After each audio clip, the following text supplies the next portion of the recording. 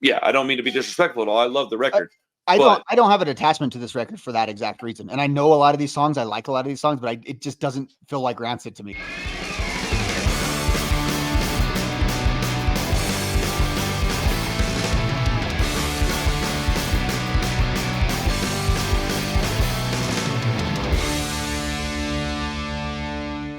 So let's talk about self-titled 1993.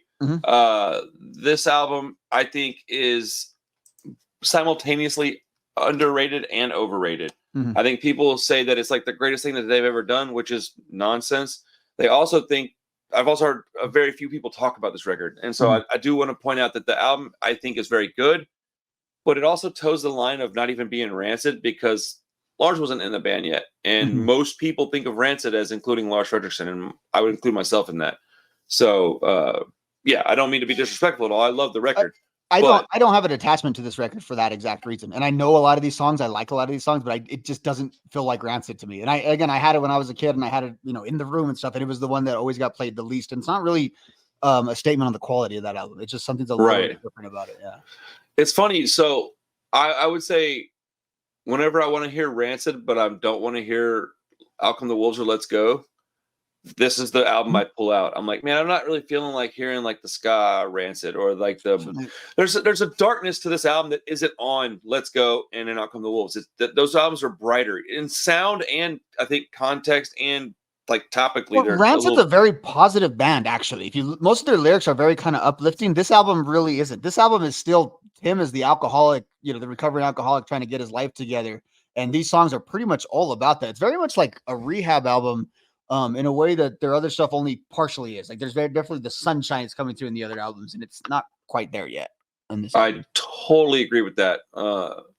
Yeah, it's just a younger person writing songs a little more lost at this point in his life. I think probably a little more pain from the loss of Operation Ivy, because I think that even though they quit that and they meant what they were doing, I do think there was this giant void left in specifically Tim, and you couldn't find peace, it seems like, with that, right? I mean, like how Matt says, he became such a bad alcoholic, and he was mad because he kept screwing up bands, and that was the thing. Like he couldn't get it. He could have been a real tragic figure. This guy who had this thing going on for a couple of months, like if you think about it, and could never get back to it, and like ruin his life. Like that could have been a really like pathetic story. Like we would have thought, like how lame was that dude? That thankfully, like he caught on, and thankfully for him, he wouldn't be alive by all accounts of how bad he was. But it is something that really did affect him in a very profound way. I don't even think it would be a how lame is that dude thing. I think it would be a story of tragedy like Kurt Cobain or Jimi Hendrix, because it'd have been like, this dude created Operation Ivy, then he created Rancid, and then he died of a drug overdose before they could do their second album. They had this new guy in their band with them, and before they could really see what they were really doing, it was all lost. So I think they got fortunate. It'd be like Bradley Noel. That's the analogy. Yes, he'd be Bradley. This influence who kind of never got to see the fruits of that labor. Yeah, that's.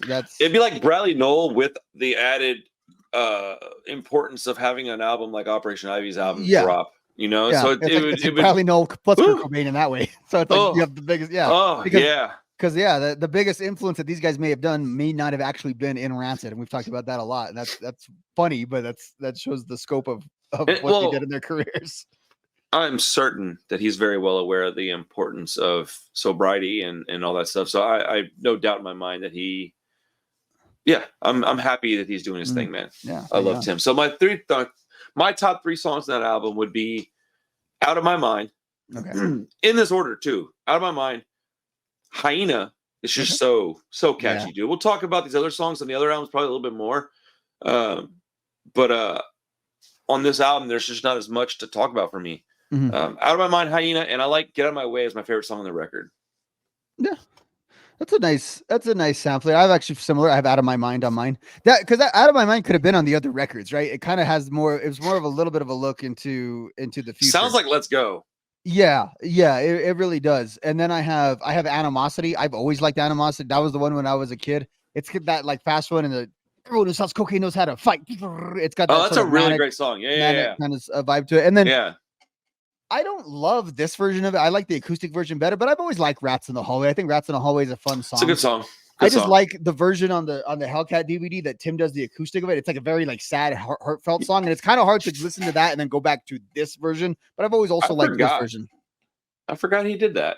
Yeah, it's and they do it to all that footage of them just on tour. It's like they're playing like hockey with AFI and stuff like that. I was gonna say, was he hanging out with Davey Havoc? That's right, and they take like the group photo, and the Bastards guys are there, and they're all like playing hockey, and it's funny because the footage is very like bright, and the song of the album sounds very bright, but it's very dark lyrics. And when Tim sings those lyrics in that sort of acoustic form, like it's a sad song, you know, girl coming up to me with tracks on her arm, and it gives that song a whole different vibe. So I just wanted, like, the songwriting in that song, I think, is so good, even though I don't necessarily think the version on this album is the best representation of that, but it still would be a top 3 song for me on the album. As I said, I'm just not as connected to this album for whatever reason. Yeah, I just don't really know why. It's not even a bad sounding album, or certainly not a bad punk rock album at all. No, it just doesn't feel the same way that the other records feel to us. There's nothing we can even do about that. It wasn't like we decided actively to dislike it or something. But people like, when I put it on my list, like it was kind of like, oh really, you don't like how could you not like them? Because it is the foundation of, you know, that first album, and it's so important. But it's kind of like,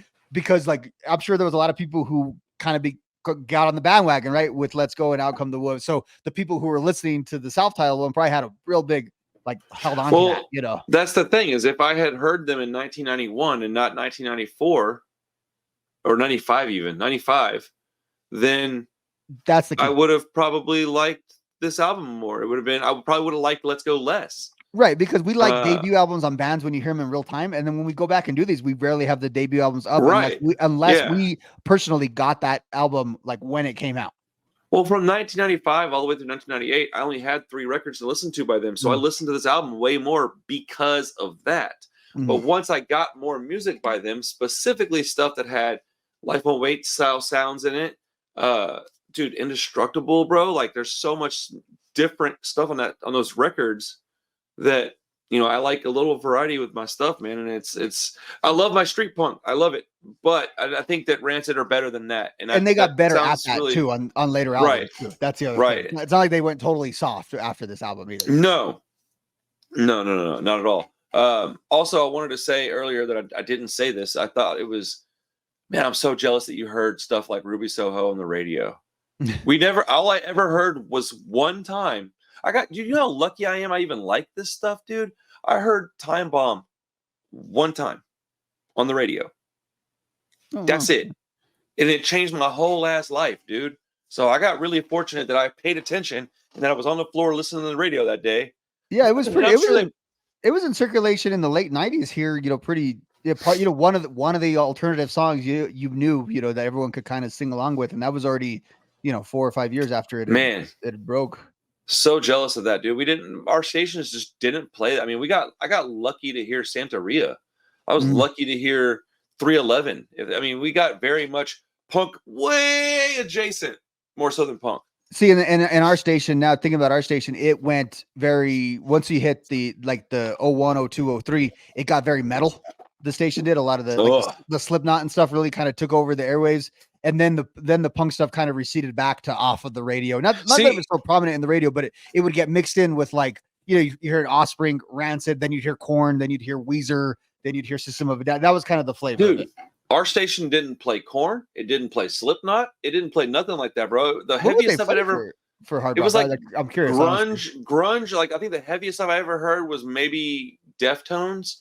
Linkin Park was real big. Limp Bizkit got pretty big. Like, it just didn't play heavy music, and it wasn't into punk. It was very much alternative music. So, but you know, is what it is, dude. I'm just glad I heard what I heard. Glad we got a good station out here. I didn't know we had a cool alternative station out here back. Way better than one in Houston, bro. I can tell you that for a fact.